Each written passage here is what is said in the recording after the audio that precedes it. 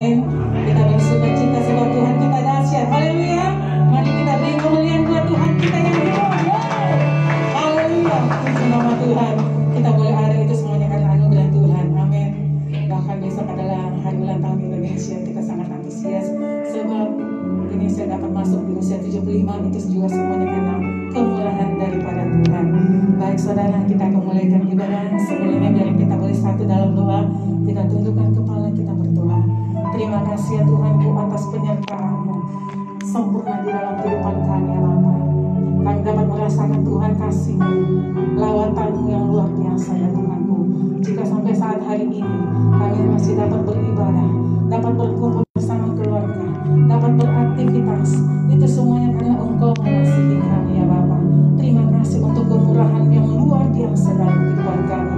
Kami sangat bersyukur ya Tuhanku. Dan pada pagi hari ini Tuhan, lewat kerinduan kami untuk memuji memuliakan nama-Mu, Engkau berkati Tuhan setiap ibadah kami pada pagi hari ini dari awal hingga pada akhirnya, agar biarlah nama-Mu saja yang kami puji, nama-Mu saja yang kami tinggikan, dan nama-Mu saja yang kami muliakan ya Tuhan. Terpujilah nama-Mu ya Yesus. Kami serahkan ibadah kami pada pagi hari ini. Kau pimpin dan sertai. Kami juga berdoa buat tim pelayan yang ada di tempat ini. Biarlah Engkau menyertai kami dengan luar biasa ya Bapa. Pakai kami dengan dahsyat ya Bapa. Biarlah urapan senantiasa melimpah atas kami, agar setiap puji-pujian yang kami bawakan benar-benar hanya untuk mengagungkan nama-Mu yang kudus. Terpujilah nama-Mu ya Yesus. Kami akan memulaikan ibadah ini hanya di dalam nama-Mu saja, Tuhan kami Yesus Kristus. Haleluya. Amin. Puji nama Tuhan. Kita akan menyanyikan namanya, bahwa setelah semua berlalu, Tuhan masih tetap pelihara kita. Haleluya. Mari kita katakan, semua musim berlalu, namun Kau selalu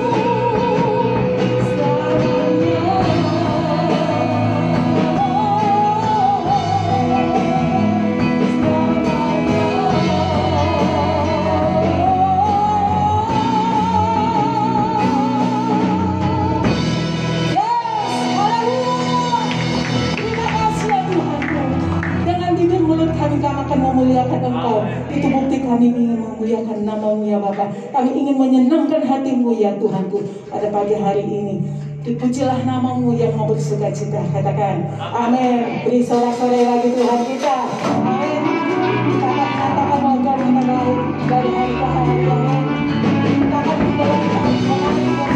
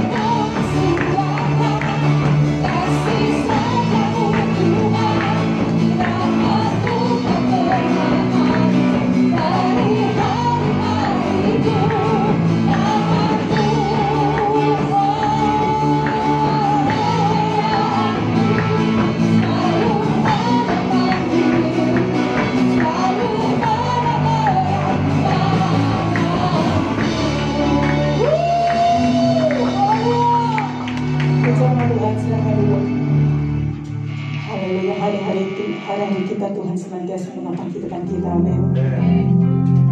Kita mau lebih dalam lagi untuk menyiapkan hati kita untuk diisi oleh kebenaran firman Tuhan. Haleluya.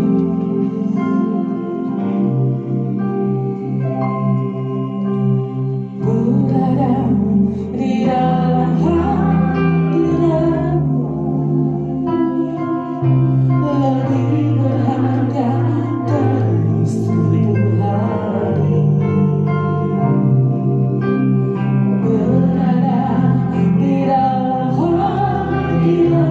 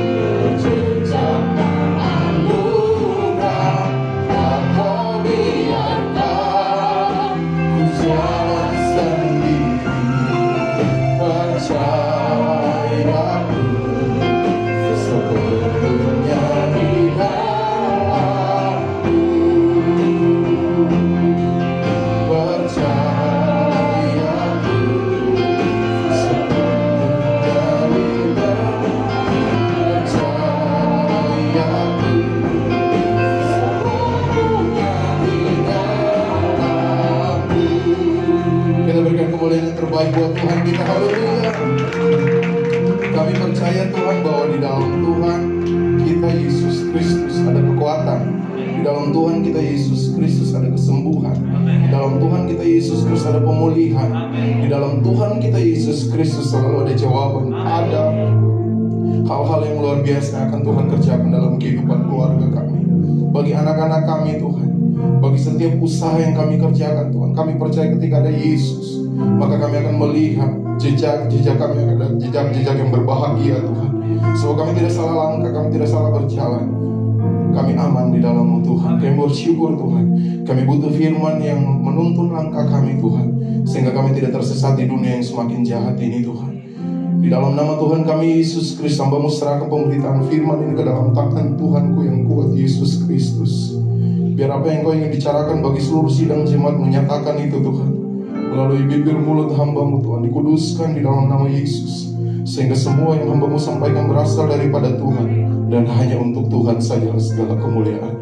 Kami serahkan pemberitaan firman ini di dalam nama Tuhan kami Yesus Kristus. Haleluya. Sama-sama kita katakan amin. Puji Tuhan. Haleluya. Shalom. Apa kabar saudara? Luar biasa.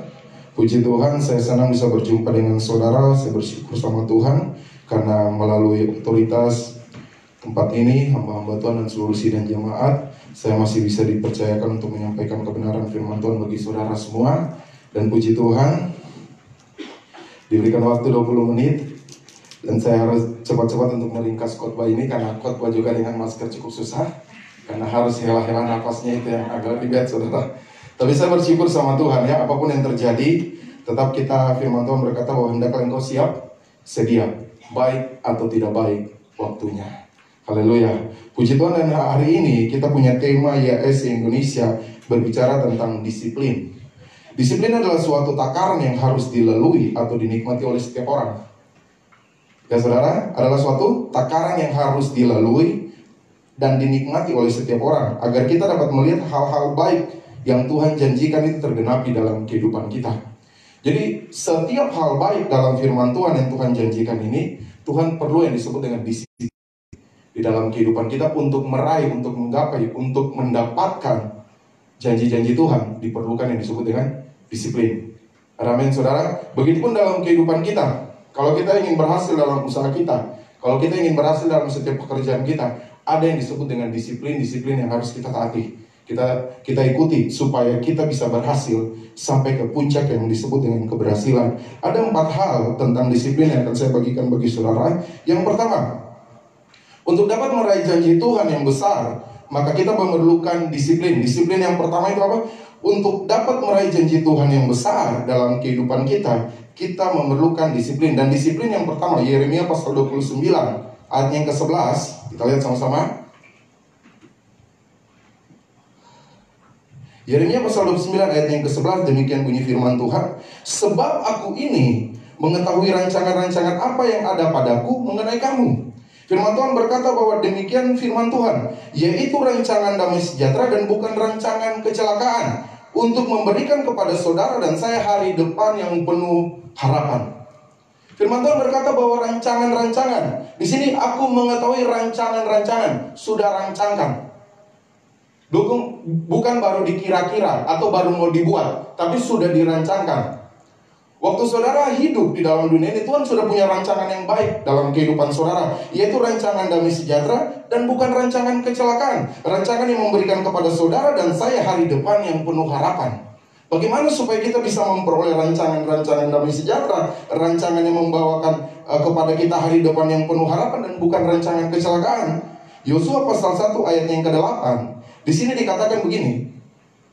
Jangan engkau lupa memperkatakan kitab Taurat ini, tetapi renungkanlah itu siang dan malam, supaya engkau bertindak hati-hati. Garis bawahi, bertindak hati-hati. Untuk dapat memperoleh rancangan damai sejahtera dan bukan rancangan kecelakaan, kita memerlukan firman Tuhan yang membantu kita agar hidup kita bisa hati-hati dalam kehidupan ini. Amin saudara. Engkau bertindak hati-hati sesuai dengan segala yang tertulis di dalamnya. Sebab dengan demikian perjalananmu akan berhasil dan engkau akan beruntung. Disiplin yang pertama adalah kita selalu setia baca firman Tuhan. Ingat, firman Tuhan bukan saja saudara butuhkan waktu saudara datang hari Minggu. Tapi firman Tuhan ini Alkitab berkata setiap hari. Tetapi renungkanlah itu siang dan malam. Ini berbicara tentang setiap hari. Sangat menyedihkan jemaat Tuhan kalau dia membaca firman Tuhan ketika dia datang hari Minggu saja. Lalu mati dia berharap pada orang yang tulis status sampai bertemu di Yerusalem baru. Yerusalem baru mana yang saudara mau masuk? Manual buku kekristenan adalah Alkitab. Saat kita nggak pernah setia baca Alkitab, jangan pernah berharap kita bisa masuk dalam kerajaan sorga. Karena ini manual buku penuntun kita untuk masuk dalam kerajaan sorga. Sama seperti halnya kita kuliah, skripsi itu harus kita pelajari dengan sangat baik. Karena apa? Karena kalau kita tidak pelajari dengan sangat baik, kita tidak kuasai itu skripsi, waktu di sidang kita gugup. Saya ingat waktu saya kuliah, saya di ujian 58 gembala, ternyata saya yang ditaruh yang paling terbelakang. Dari pagi kita ujian sampai sore. Saudara, dan ternyata saya yang paling terakhir, saya tertidur, saudara, karena tunggu dari pagi sampai sore. Saya bilang kalau saya tahu, nanti sore saja baru saya datang ujian. Ya, saya tidur, teman-teman saya kasih bangun saya. Kenapa kau tidur? Bisanya mau ujian kau tidur. Saya bilang begini, kenapa kau tidak belajar? Kau skripsi. Saya bilang, untuk apa saya belajar? Saya mendalami skripsi itu. Saya hidup di dalam skripsi itu. Saya yang menulis skripsi itu, bukan ditulis oleh orang lain. Makanya saya tahu. Begitupun Alkitab ini, saudara, kita nggak akan dibodoh-bodohi oleh iblis kalau kita punya Alkitab yang kita baca setiap hari. Ini manual bukunya kita.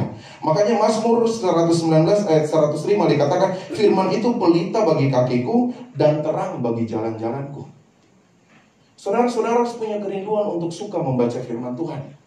Kita dengan sangat mudah mendapatkan Alkitab, tinggal pergi di Ramedia, beli 60.000 kita sudah dapat. Tapi saudara tahu Alkitab ini disusun waktu dikanonisasi sangat rumit, sangat susah. Mengalami beberapa dekade penulisan. Alkitab mulai ditulis mulai dari batu, loh batu, lalu habis itu dipindahkan ke daun papirus. Daun papirus itu tumbuh di sekitar Sungai Nil.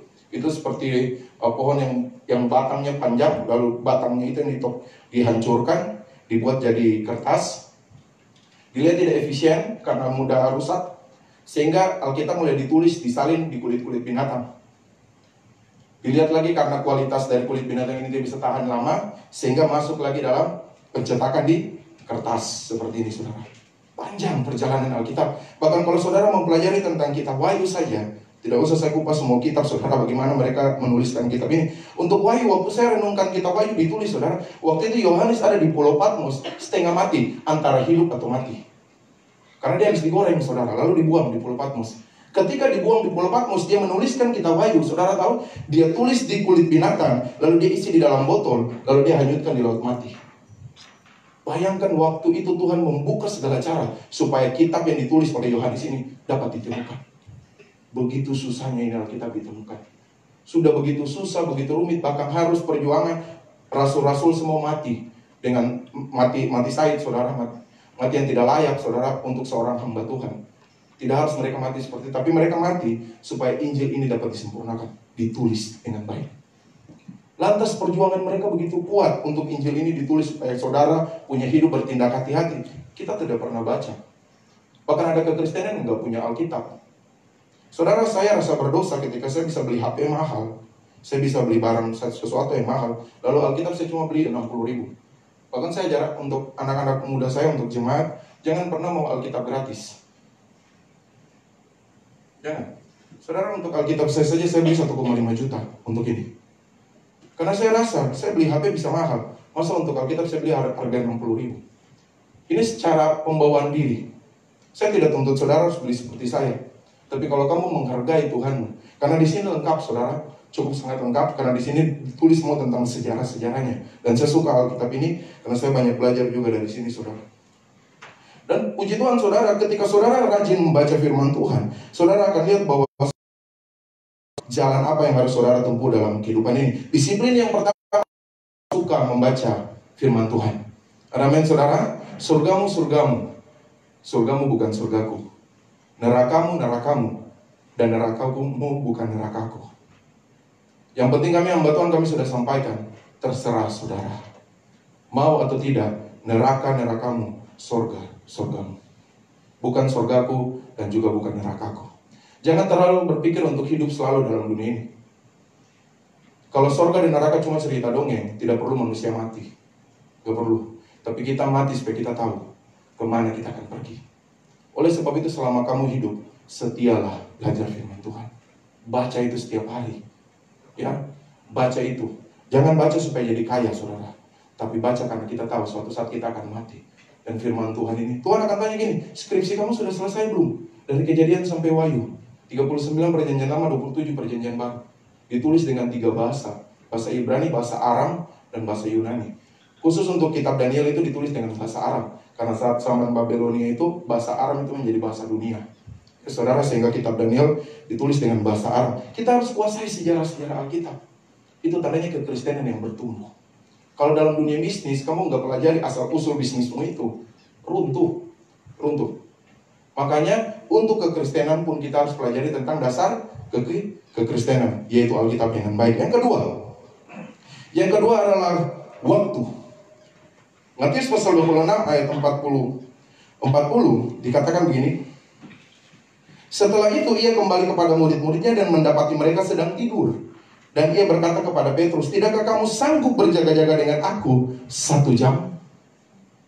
Ya, 1 jam dengan aku, kamu tidak mampu berjaga-jaga. Ini berbicara tentang waktu. Bahkan di dalam Mazmur pasal 5 ayat 4, Daud pada waktu pagi engkau mendengar seruanku. Pada waktu pagi aku mengatur persembahan bagimu dan aku menunggu-nunggu. Saudara, Daud seorang raja yang diberkati Tuhan. Dia punya urusan paling banyak, lebih banyak daripada saudara dan saya. Tapi masalah dengan Tuhan, dia belajar tunggu Tuhan, bukan Tuhan yang tunggu dia. Saudara, gereja dimulai setengah 10, jemaat Tuhan datang sudah mau jam 10. Ada banyak gereja seperti itu. Dulu waktu zaman sebelum corona, ibadah 2 jam. Sekarang ibadah hanya 1 jam. Waktu sudah dipersingkat, masih lagi terlambat. Firman Tuhan berkata 2-3 orang berkumpul, Tuhan sudah hadir. Bahkan sebelum kamu hadir, Tuhan sudah hadir.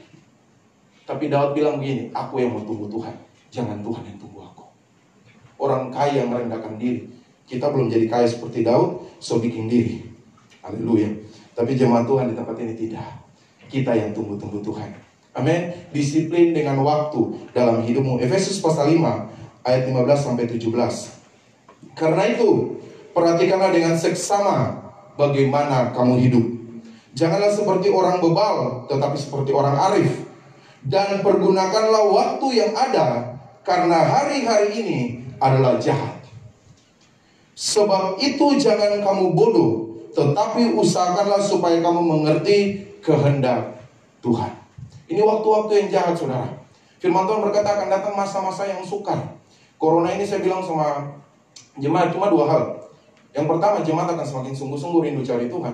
Atau jemaat sudah terbiasa untuk tidak cari Tuhan. Karena dia rasa takut, dia rasa ini. Harus jadi masa-masa sekarang ini membuat kita semakin sungguh-sungguh sama Tuhan. Karena kedatangan itu semakin dekat. Palu kota penggenapan janji Tuhan. Selalu saya katakan, karena Yoel pasal 2 ayat 30 dan 31. Engkau akan melihat tanda-tanda heran yang aku buat di langit. Darah dan api, gumpalan-gumpalan asap. Matahari akan berubah menjadi gelap 2016.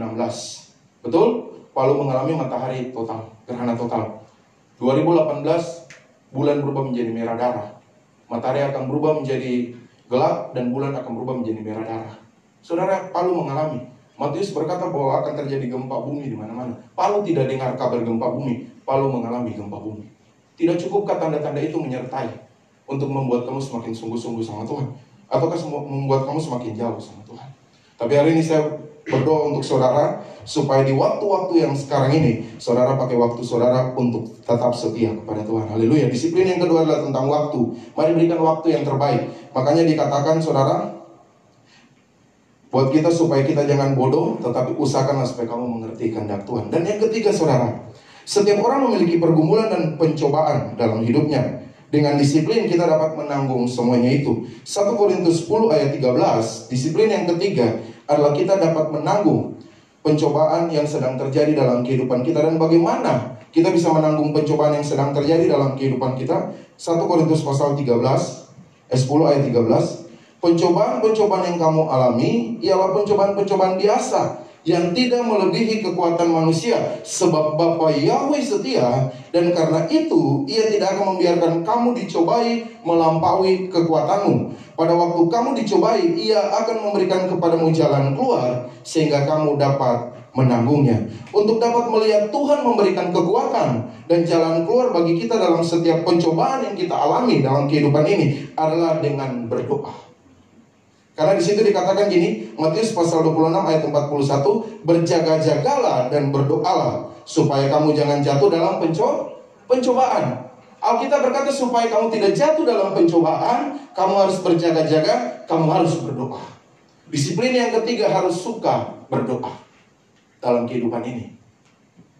Haleluya, amin saudara. Apakah setiap hari kamu bangun mesbah doa di dalam keluargamu dengan anak-anakmu? Ataukah istri tidur kasih tinggal suami, suami tidur kasih tinggal istri dan biarkan anak-anaknya? Kedatangan Tuhan semakin dekat. Firman Tuhan katakan buat kita bahwa tentang kedatangan Tuhan akan ada dua orang di tempat tidur, yang satu diangkat, yang satu tertinggal. Lalu firman Tuhan katakan ada dua orang di ladang, yang satu diangkat, yang satu tertinggal. Saudara, ini berbicara tentang keadaan keluarga. Di dalam keluarga ada yang tertinggal. Komunitas beribadah ada yang diangkat, ada yang tertinggal. Waktu saya baca ini, saya nasihati buat anak-anak muda dan jemaat. Saya bilang gini, jangan sampai waktu Tuhan datang ada yang tertinggal di antara kita. Jangan sampai waktu Tuhan datang suami diangkat, istri tertinggal, ayah dan ibu diangkat, anak-anak tertinggal. Jangan sampai hal ini terjadi. Karena apa? Ternyata dalam satu keluarga tidak punya misbah doa, tidak punya yang suka dengan baca firman. Saudara, apa yang saudara cari dalam dunia ini? Apa yang saudara cari dalam dunia ini? Kalau hidup itu singkat, sebentar saja kelihatan dan habis itu lenyap. Tapi saya berdoa bagi saudara. Firman Tuhan katakan di dalam Matius, kamu harus berjaga-jaga dan berdoa. Ketika Ayub dengar kabar bahwa dia mengalami suatu pencobaan dalam hidupnya, ya, orang datang hampiri Ayub, bilang anak-anakmu mati. Yang lain lagi datang bilang hartamu habis di jalan. Semua. Waktu dia dengar kabar itu, saudara, di dalam Ayub pasal 1 ayat 20 dikatakan begini. Maka berdirilah Ayub, ia menggoyahkan jubahnya dan mencukur kepalanya, sujud menyembah. Waktu saya baca ayat ini, saudara, ternyata supaya kamu tidak jatuh dalam pencobaan, kamu harus sujud menyembah Tuhan. Ketika suami istri mengalami satu pencobaan dalam rumah tangga, bukan putus asa yang harus dia alami, tapi penyembahan. Satu kali saya ingat ada di satu daerah, saya bantu pelayanan di situ. Lalu tiba-tiba suami istri ini duduk, mereka semua banyak hamba Tuhan ini duduk-duduk, saudara. Duduk, terus ada teman saya yang punya gereja ini, dia punya istri bikin hiasan-hiasan Natal, dia tempel-tempel di tembok di gereja. Terus ada satu hamba Tuhan, dia lihat, dia bilang begini, aduh, kreatifnya Jo, ini DP istri. Lalu tiba-tiba istrinya tinggal lihat dia terus, saudara. Dia puji istrinya orang ini. Dia bilang begini, aduh, kenapa kita istri tidak seperti ini? Tiba-tiba apa yang terjadi, saudara? Istrinya ini bilang begini, ceraikan saya, ceraikan saya. Istri hamba Tuhan, saudara. Ya, pergi saja kau dari dia, jangan dari saya. Memang dia lebih berbakat daripada saya. Padahal cuma suaminya cuma bilang begitu, kasihan. Hal sepele, saudara. Kemarin juga waktu saya pergi ke Luwu, karena ada beberapa orang yang panggil saya untuk pelayanan pelepasan, saudara, dan juga pemulihan. Lalu saya datang, ada satu keluarga, mertua dan menantu. Mereka bermasalah cuma gara-gara daging, saudara, daging babi harga 300.000. Jadi waktu saya bilang begini sama mereka, saya nasihati dia punya anak mantu, saya bilang begini, jangan cuma gara-gara daging 300.000 kok bikin mertuamu seperti itu. Kalian puasa Daniel, puasa tentang daging, iblis cobai di daging, cuma gara-gara daging. Jadi saya bilang kasus mereka ini seperti kasusnya Esau dan Yakub, cuma gara-gara yang merah-merah itu. Ya saudara, akhirnya pertengkaran terjadi, perselisihan terjadi. Tapi kemarin puji Tuhan, waktu saya kasih pengarahan, kita kasih kebenaran firman Tuhan, puji Tuhan, pemulihan terjadi. Karena dulu kalau mertuanya datang ibadah, anaknya tidak mau datang ibadah, menantunya tidak mau datang ibadah. Kalau menantunya datang ibadah, mertuanya tidak datang ibadah. Saya bilang luar biasa. Ya, saya bilang di akhir zaman ini iblis pintar. Makanya saya bilang begini, waktu kamu beli sesuatu dari orang, karena dia bilang gini, mertua saya jual daging harga 300.000 sedikit sekali. Saya bilang buat dia gini, cek, itu daging. Waktu kamu beli, jangan beli untuk untung, beli kamu menabur. Jadi prinsip hidup kita orang percaya, waktu kita beli sesuatu sama orang, jangan pikir supaya kita diuntungkan. Jangan, pikir kita sedang menabur. Itu yang prinsip hidup saya. Makanya walaupun saya membeli, anak-anak muda saya bilang gini, Kak, kita beli dapat sedikit, kayak sudah cuy. Tahu saya permasalahkan itu, ambil uang lagi, beli lagi. Jangan cuma gara-gara hal sepele, kita punya kekristenan ini rusak gitu, saudara. Kadang-kadang dalam rumah tangga cuma gara-gara hal sepele, pencobaan-pencobaan sepele. Tapi Ayub mengalami pencobaan yang besar, saudara. Iblis itu pintar, dia nggak akan coba kita sama seperti Ayub. Dia kasih dengan hal-hal sepele dalam rumah tangga. Tapi waktu hal itu terjadi, harusnya memilih suami istri itu masuk untuk menyembah Tuhan. Bukan kunci diri di kamar, sama seperti teman saya punya istri itu, lalu bilang begini, ceraikan saya mau bunuh diri saja, saudara. Di kamar dia merontak-merontak, saya bilangin, ini sekolah Alkitab ini bukan balai ini. Ya, jadi saya tidak mau ikut campur urusan mereka, tapi saya selalu yang tidak perlu dibahas, tidak perlu dipermasalahkan, tidak usah. Ya, karena itu akan merusak. Istrinya akhirnya istrinya bilang begini, dalam Ayub pasal 2 ayat 9, maka berkatalah istrinya kepadanya, masih bertekunkah engkau dalam kutuki Bapa Yahweh dan matilah. Karena dia tidak menyembah. Ada satu pergumulan terjadi dalam kehidupan kita gini, setiap hari kehidupan kita itu ada dalam pencobaan. Tapi firman Tuhan katakan jangan sampai kamu jatuh. Jadi hidup ini sudah ada dalam pencobaan, tidak jatuh dalam pencobaan itu. Artinya gini, kamu tidak lepaskan iman kekristenanmu, kamu tidak pertengkarkan iman kekristenanmu itu cuma gara-gara pencobaan itu.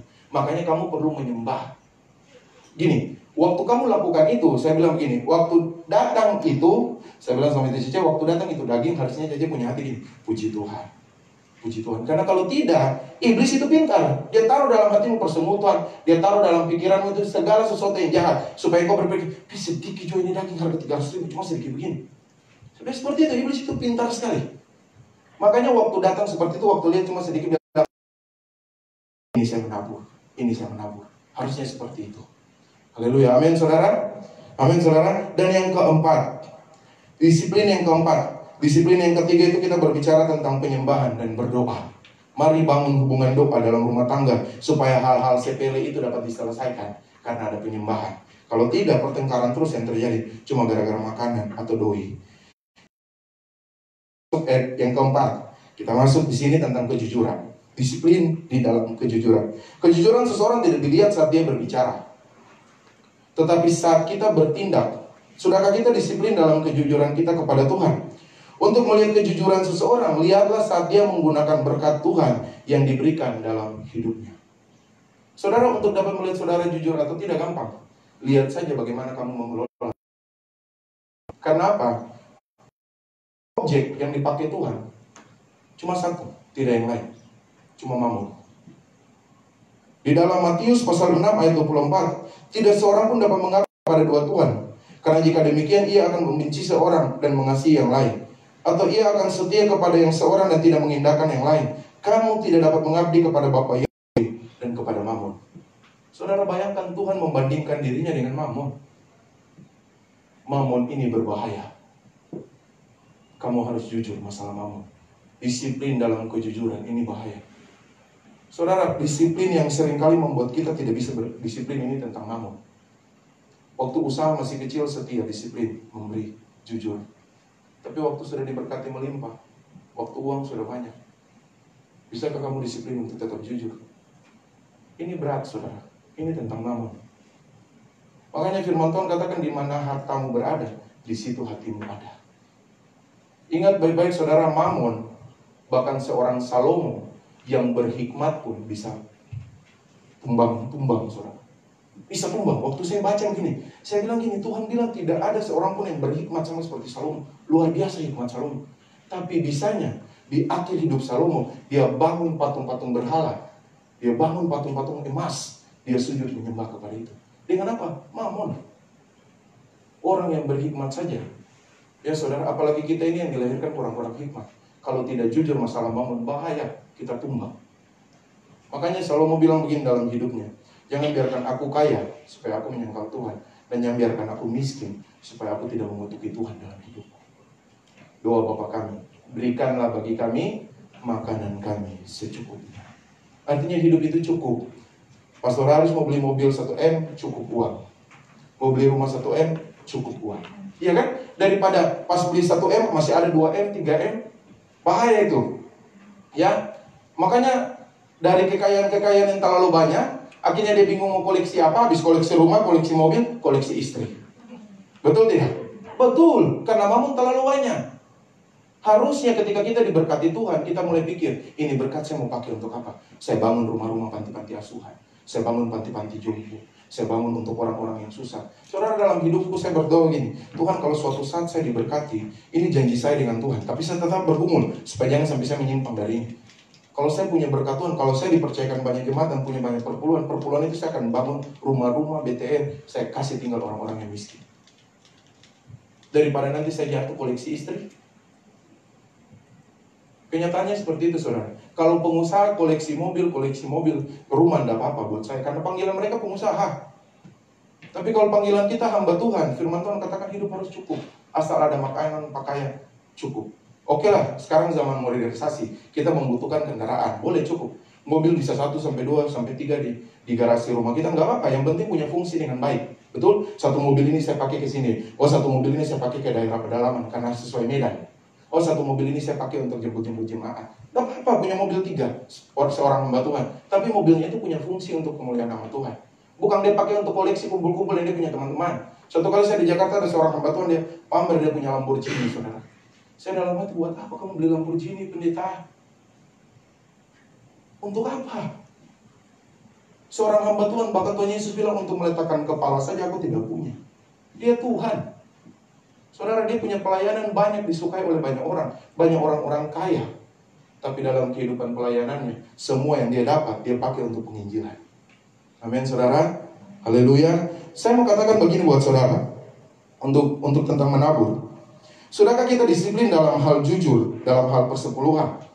Matius pasal 22 ayat 19 sampai 21 dikatakan begini, tunjukkanlah kepadaku mata uang untuk pajak itu. Mereka membawa 1 dinar kepadanya. Maka ia bertanya kepada mereka, gambar dan tulisan siapakah ini? Jawab mereka, gambar dan tulisan Kaisar. Lalu kata Yesus kepada mereka, berikanlah kepada Kaisar apa yang wajib kamu berikan kepada Kaisar, dan kepada Bapa Yahweh apa yang wajib kamu berikan kepada Bapa Yahweh. Di sini Tuhan sedang tekankan tentang kejujuran. Saudara, waktu saudara jujur, saat kita disiplin jujur dalam hal mamon, kita sedang membuat hidup kita berada dalam perlindungan Tuhan. Kalau kita jujur masalah mamon ini. Karena Maleakhi pasal 3 ayat 10 sampai 12, bawalah seluruh persembahan persepuluhan itu ke dalam rumah pembendaraan, dan supaya ada persediaan makanan di rumahku, dan ujilah aku. Saudara, karena tadi Tuhan sudah bilang gini, cuma tentang mamon. Tapi dia bilang saat kamu jujur dengan mamon, kamu uji Tuhan. Bukankah dia akan menggenapi janji itu? Lalu dia katakan begini, firman Tuhan semesta alam, apakah aku tidak akan membuka bagimu tingkap-tingkap langit dan mencurahkan berkat kepadamu sampai berkelimpahan? Aku akan menghardik bagimu belalang pelahap perlindungan. Amin. Supaya jangan dihabiskan hasil tanahmu, dan supaya pohon anggur di padang tidak berbuah bagimu, firman Tuhan semesta alam. Maka segala bangsa akan menyebut kamu kamu ini akan menjadi negeri kesukaan, firman Tuhan semesta alam. Saat kamu mulai jujur dengan persembahan persepuluhan bagi Tuhan. Haleluya, saudara. Banyak orang saya lihat tidak jujur dengan masalah persembahan persepuluhan. Tapi bagi saya belajar untuk jujur. Untuk saya. Sehingga kemarin saya juga selalu menasihati jemaat-jemaat Tuhan. Saya katakan kalian harus jujur. Kita bersyukur kita punya gereja yang saya suka, walaupun banyak ini terbuka transparan.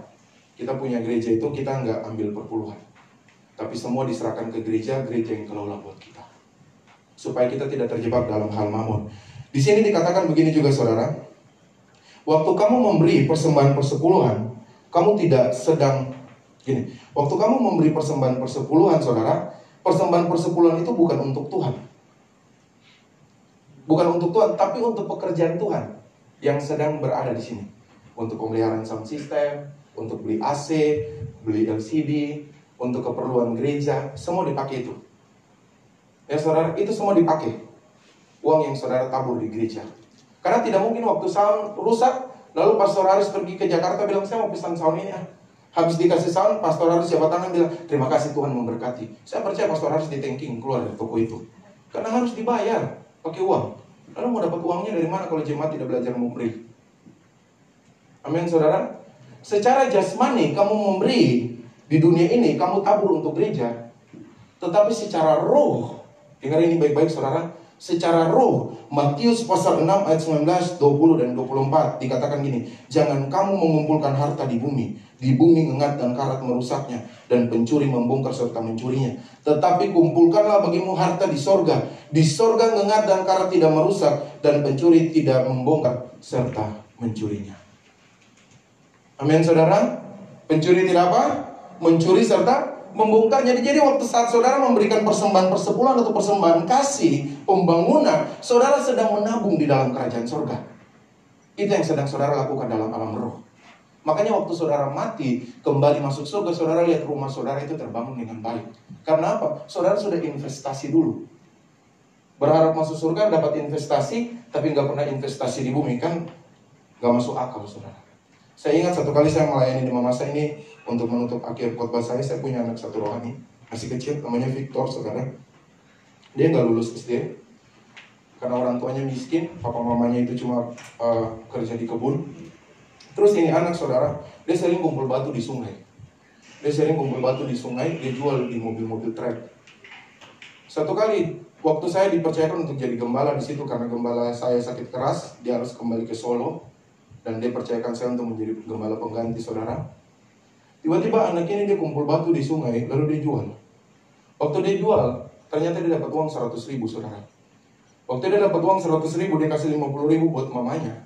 50.000 dia pakai beli beras raskin saudara. Waktu dia beli beras raskin saudara, dia isi itu beras di dalam bajunya. Lalu dia datang di gereja. Dia lari saudara, lari. Sementara dia masih dari bawah, dia sudah panggil nama saya, Kakak Jerry, beras. Dia bawa beras saudara. Waktu saya duduk, saya lihat itu anak saudara, saya menangis saudara. Saya bilang, kenapa Victor bawa beras? Dia bilang, saya bawa beras supaya Kakak Jerry kelaparan. Anak SD tidak sekolah, tapi ngerti tentang memberi. Bagaimana dengan saudara yang hidup dalam kelimpahan? Saudara, waktu dia bilang itu buat saya peluk dia, saya menangis saudara. Karena apa? Anak SD punya pengetahuan di belakang, tapi Tuhan buka dia punya hati untuk memperhatikan pekerjaan Tuhan. Dia bilang supaya Kakak Jerry tidak kelaparan, jangan Kakak Jerry tinggalkan pelayanan ini. Dia bilang gitu, jangan sampai Kakak Jerry karena tidak makan, Kakak Jerry mau pergi balik Makassar. Saya bilang tidak, saya tetap melayani kalian, biarpun tidak ada makanan, saudara. Karena jemaatnya susah saudara. Datang ibadah cuma pakai sandal, kadang-kadang tidak pakai sandal. Lalu persembahan mereka itu mereka kasih beras, kasih sayur, taruh di depan gereja saudara. Tapi mereka punya hati. Waktu susah seringkali kita seperti itu. Berikan yang terbaik betul. Waktu Tuhan mulai berkati saudara, masihkah kamu setia, disiplin tentang kejujuran memberi? Jangan sampai mamon itu membuat kasihmu berubah.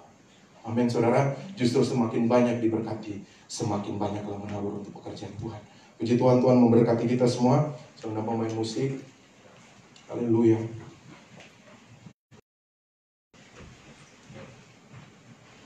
Kita tundukkan kepala kita.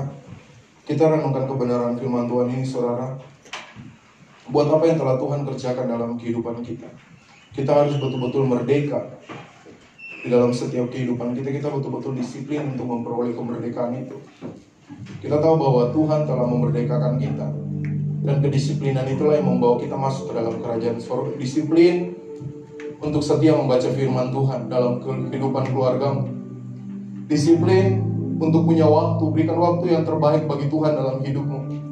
Disiplin di dalam berdoa dan menyembah Tuhan dalam hidup keluargamu. Kamu harus disiplin tentang hal mamon. Kamu harus jujur dengan Tuhan.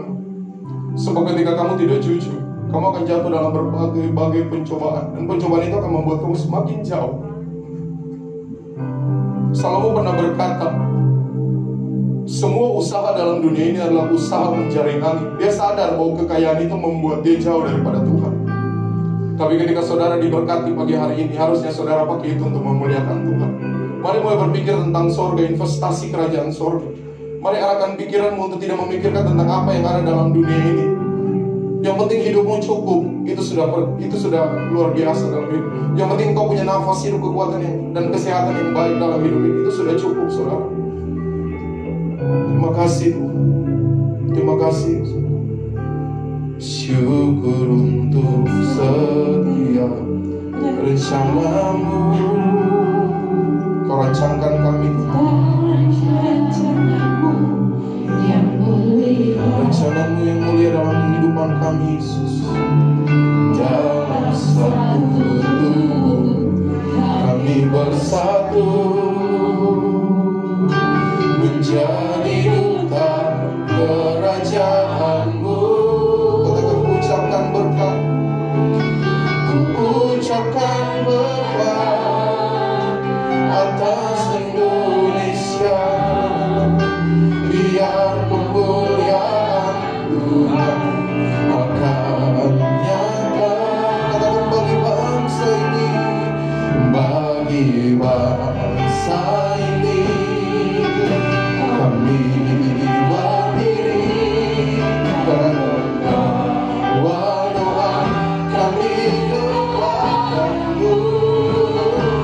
Sesuatu yang besar pasti terjadi dan mengubahkan negeri kami.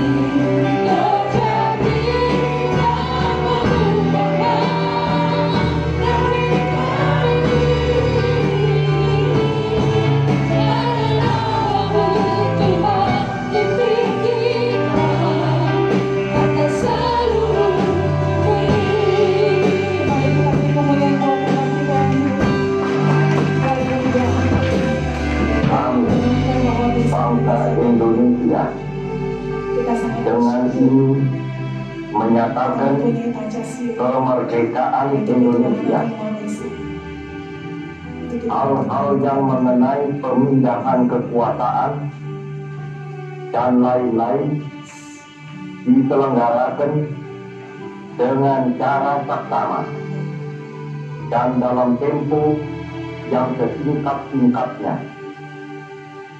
Jakarta, 17 Agustus 1945,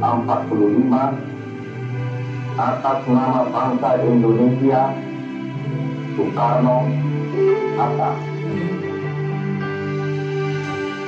Bagi bangsa ini kami berdiri dan berdoa kami kepadamu. Sesuatu yang besar pasti terjadi dan mengubahkan negeri kami.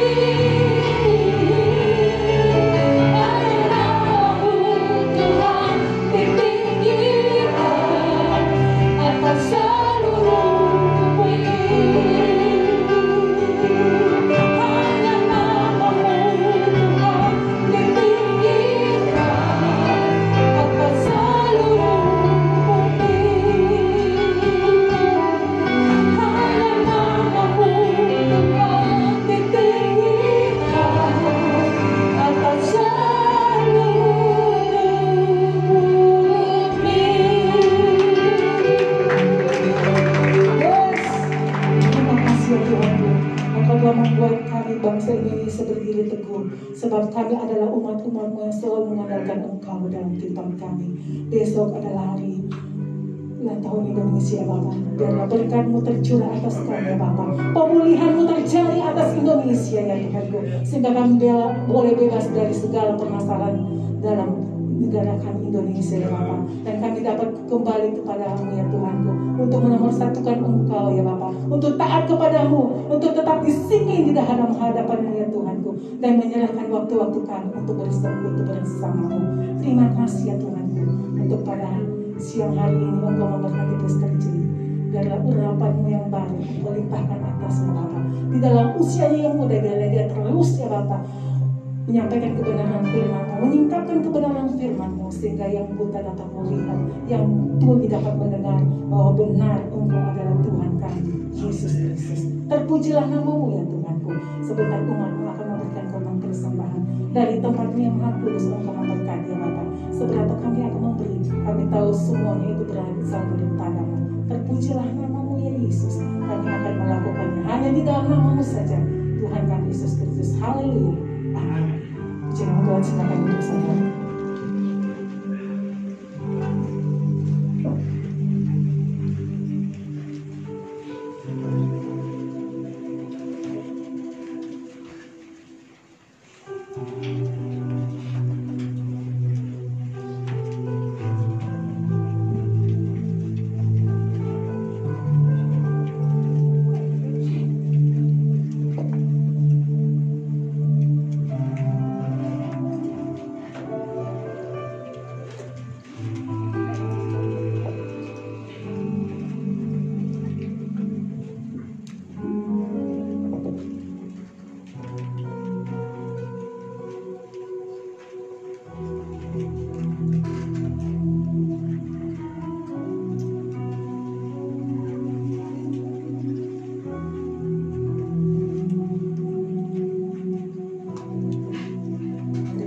Persamaan saudara, Tuhan pasti memberkati. Akan mendengarkan pengalaman.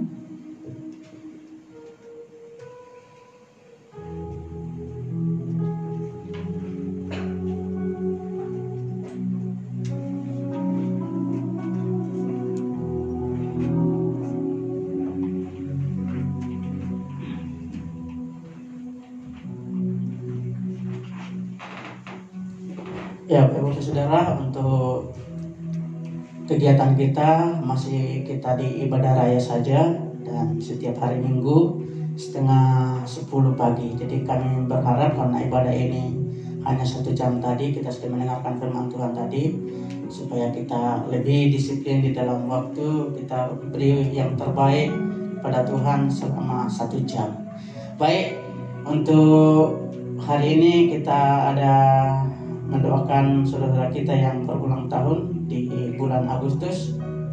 Mungkin ada selain Ibu Shirley, WL kita silahkan, mungkin ada di depan, kita akan bersama-sama berdoa. Ada yang lain yang lahir di bulan Agustus, bapaknya J tanggal berapa? Mari Pak kita doakan Pak. Oke. Siapa lagi? Tanggal berapa dia? Ebit? Oh 3. Ayo silakan. Ayo mari kita bersama-sama bangkit berdiri. Kita mengarahkan tangan kita. Haleluya.